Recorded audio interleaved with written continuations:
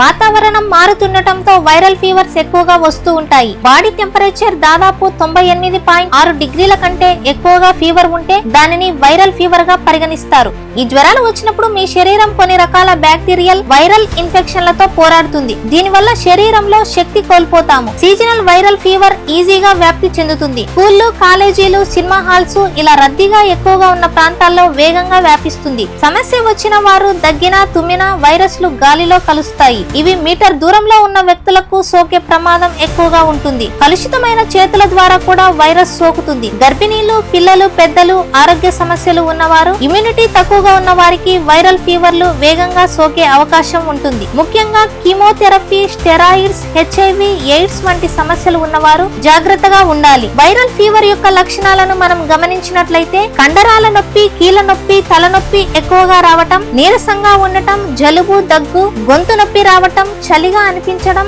Dehydration, ఆకలిగా లేకపోవడం, ఒళ్ళు వేడవటం. తీసుకోవలసిన జాగ్రత్తలు: ఎక్కువగా రెస్ట్ తీసుకోవాలి, హైడ్రేట్ గా ఉండాలి, సూప్స్ మరియు పండ్ల రసాలు తీసుకుంటూ ఉండాలి. తుమ్మినప్పుడు, దగ్గినప్పుడు మీ నోటిని మరియు ముక్కుని కవర్ చేసుకోవాలి. మంచి పోషకాహారం తీసుకోవాలి. జ్వరం 3 రోజుల కంటే ఎక్కువగా ఉన్నా, శ్వాస తీసుకోవడంలో ఇబ్బందిగా అనిపించినా, ఛాతిలో నొప్పిగా ఉన్నా వెంటనే డాక్టర్ ను కలవాలి. మరిన్ని హెల్త్ అప్డేట్స్ కోసం మా ఛానల్ అయితే సబ్స్క్రైబ్ చేసుకోండి, లైక్ చేయండి, షేర్ చేయండి. మీ విలువైన సలహాలను, సూచనలను కామెంట్ రూపంలో తెలియచేయండి. Thank you.